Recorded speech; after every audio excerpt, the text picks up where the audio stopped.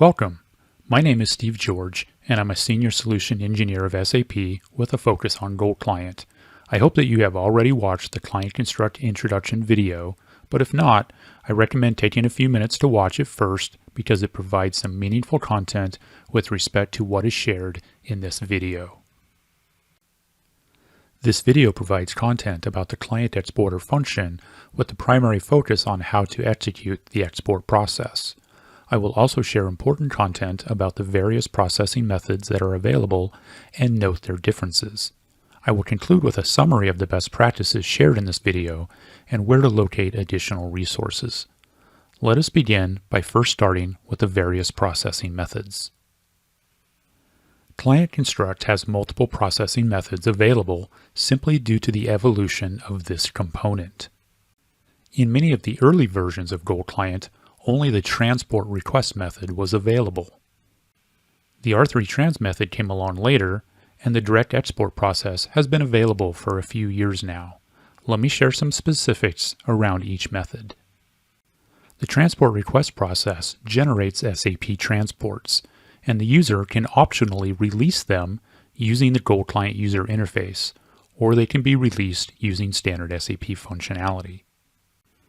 One transport is generated for each data type that is included in the export, which means that if the user selects all data types, that the creation of 80, 90, or more transports is possible. The transport's data files have the potential to be quite large if there are significant volumes of data being exported, which may then consume a lot of space within your transport directory.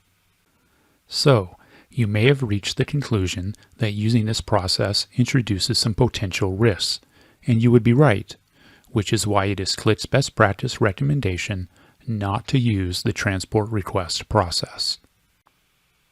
The R3 trans process uses SAP's R3 technology for processing, but it does not generate transports. Instead, the files from this process are written to the designated Gold Client file directory and not to your transport directory. The direct export process uses only Qlik's proprietary code, and all files are written to the designated Gold Client file directory. Additionally, this process is typically the fastest of the three. And finally, this process is the default setting in the Gold Client user interface because it is Qlik's best practice recommendation to always use it. The table on this slide shows the differences between the three options, and because Qlik recommends using the direct method, that is the only one which will be covered in this video. If you would like to learn more about the other two options, please reference the content located in the Client Construct user guide. Let's now move on to the how-to content. Initiating an export using the client exporter function is actually very straightforward. Allow me to narrate the steps while walking through the process using the Gold Client user interface.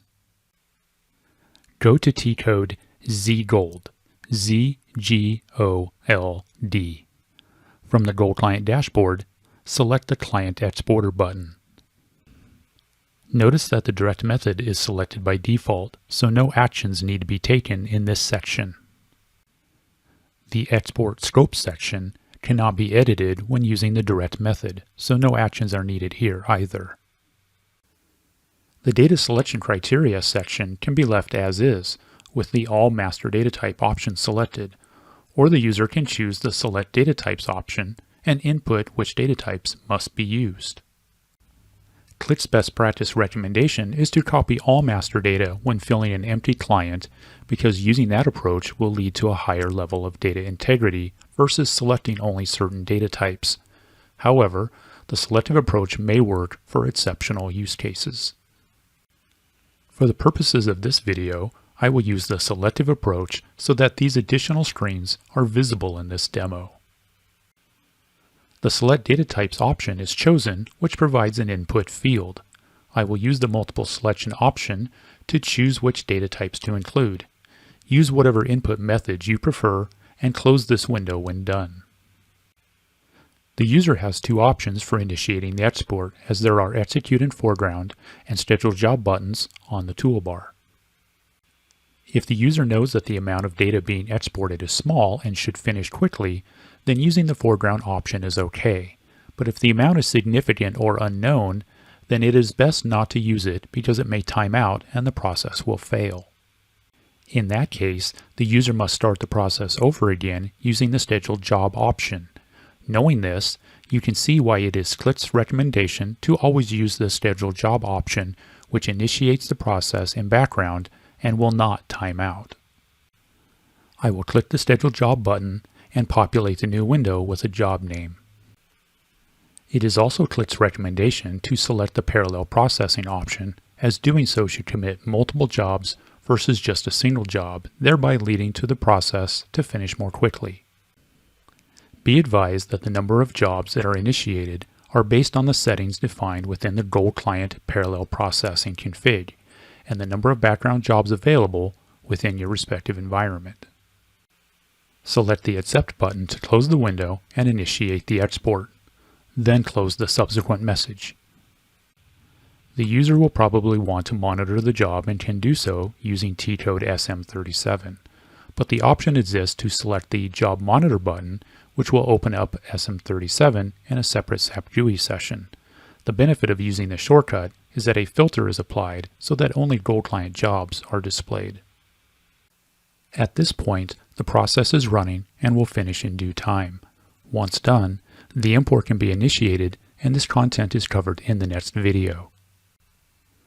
This slide contains a list of best practices that have been shared within this video and are provided again as a reminder.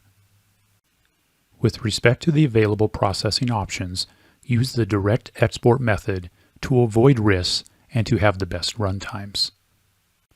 For the highest levels of data integrity, it is best to typically execute the export process using the All Master Data Types Data Selection option.